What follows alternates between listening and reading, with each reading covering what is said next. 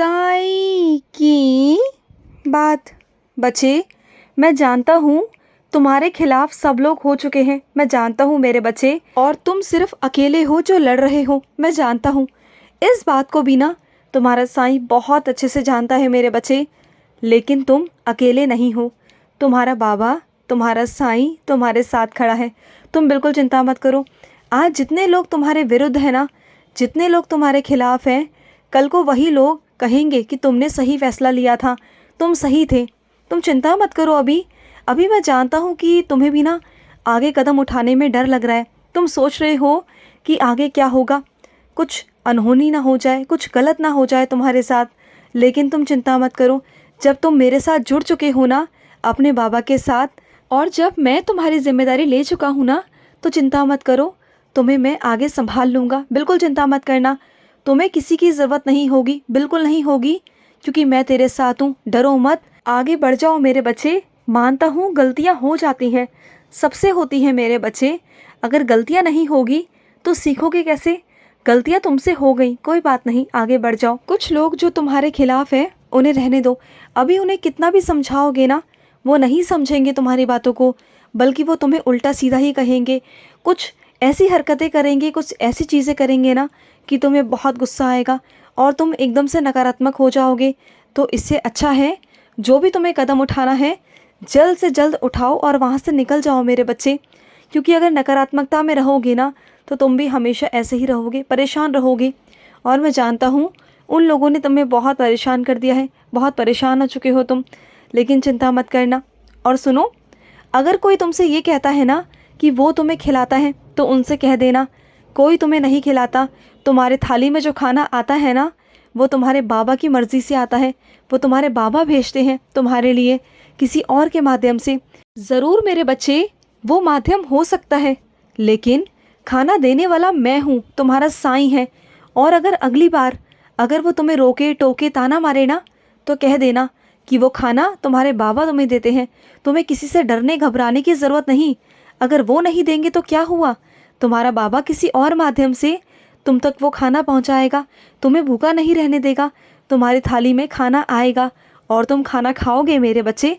क्यों चिंता करते हो? और तुम किसी के हक का नहीं खाते, मैं देता हूँ तब तुम खाते हो।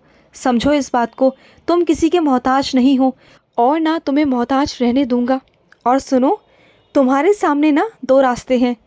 एक वो रास्ता जो मैं तुम्हें बता रहा हूँ, जो तुम्हारी खुद की दिल की आवाज़ है, जिसमें तुम्हारी मर्ज़ी शामिल है, वो रास्ता। और एक रास्ता वो है जो दुनिया तुम्हें बता रही है। उनके बातों में मत आना, क्योंकि वो दो रास्ते हैं ना मेरे बच्चे। अब उसमें से चुनना तुम्हें है कि तुम्हें अपने मन की बात चुननी है, अपने दिल की बात चुननी है, अपने बाबा की बात चुननी है, या फिर उन लोगों की बातें चुननी है जो ना समझ है, जिनको पता ही नहीं है कि सच में है क्या ज़िंदगी, जो सिर्फ लोगों को देखकर, समाज को देखकर, अपनी इज्जत को देखकर ना बातें करते हैं। बस उन्हें ना तुम्हारी खुशी से कोई लेना देना नहीं। वो सिर्फ अपने समाज को, अपने आप को ढकने के लिए ना, बस अच्छा बनने के लिए वो दिखाते हैं, बस, और कुछ नहीं है। लेकिन तुम ना वैसे नहीं हो, मैं जानता हूँ। तुम दिखावटी ज़िंदगी नहीं जीना चाहते हो। तुम ना चाहे कम हो, चाहे बहुत थोड़ा हो, उसमें तुम अपनी ज़िंदगी को गुजारना चाहते हो और तुम अपनी ज़िंदगी को खुशहाल बनाना चाहते हो, सुकून चाहते हो, शांति चाहते हो। तुम दिखावटी ज़िंदगी नहीं जीते हो। और जो वो लोग हैं ना, वो हमेशा गलत सोच ही रखते हैं। उनकी सोच हमेशा बड़ी बड़ी रहती है। जेवरात, घूमना फिरना, जाना आना, दिखावे करना, गाड़ी घोड़े, ये सब चाहिए उन्हें। सिर्फ किस लिए? दिखाने के लिए। चाहे उनके मन में शांति ना हो, सुकून ना हो, और बीमार हो, रोगी हो, लेकिन उसके बावजूद भी ना बस दिखावा दिखावा दिखावा और कुछ नहीं। लेकिन तुम मेरे बच्चे हो और तुम सबसे अलग हो, और इसलिए ना तुम्हारे अंदर दिखावा नहीं। तभी तो मैंने तुम्हें अपने आप से जोड़ा, क्योंकि मैं जानता था कि तुम बहुत परेशान आ चुके हो। लेकिन तुम चिंता मत करो, मैं तुम्हें वहाँ से बाहर निकाल दूंगा, उस दलदल से तुम्हें बाहर निकालूंगा। और जो भी तुम्हारे साथ हुआ ना, वो अब दोबारा से नहीं होगा, वो गलत चीज़ें नहीं होंगी। अब मैं तुम्हारी ज़िंदगी में आ चुका हूँ, तुम्हारी ज़िंदगी में प्रवेश कर चुका हूँ मेरे बच्चे। अब तुम्हारे साथ कुछ भी गलत नहीं होगा, बिल्कुल नहीं होगा।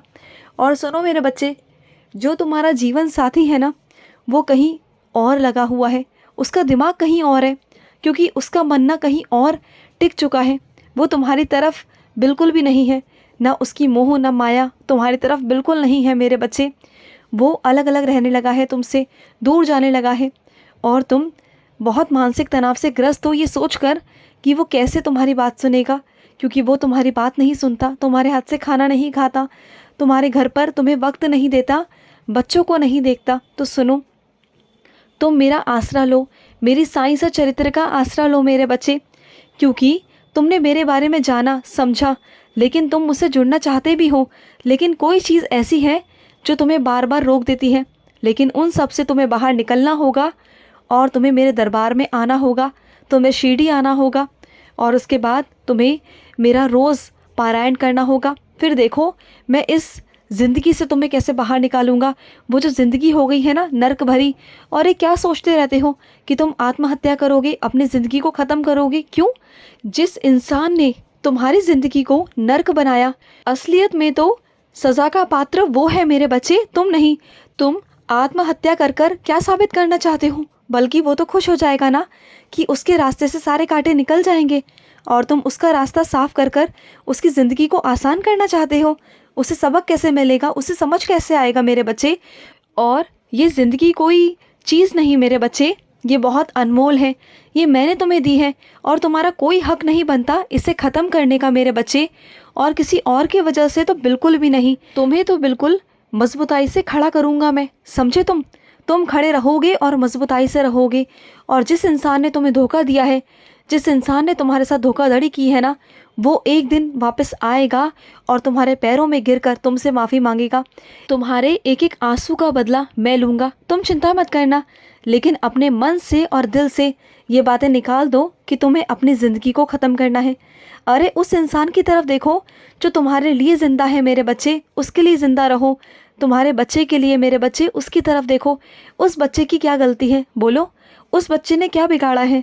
वो बच्चा तो मासूम है ना, क्यों उसके सर पर से माँ का साया भी तुम छीनना चाहते हो? क्यों? बल्कि जो तुम्हारे आसपास है ना, उनके जीवन में खुशियाँ देने की कोशिश करो। तुम्हारे जीवन में अपने आप खुशियाँ आ जाएंगी।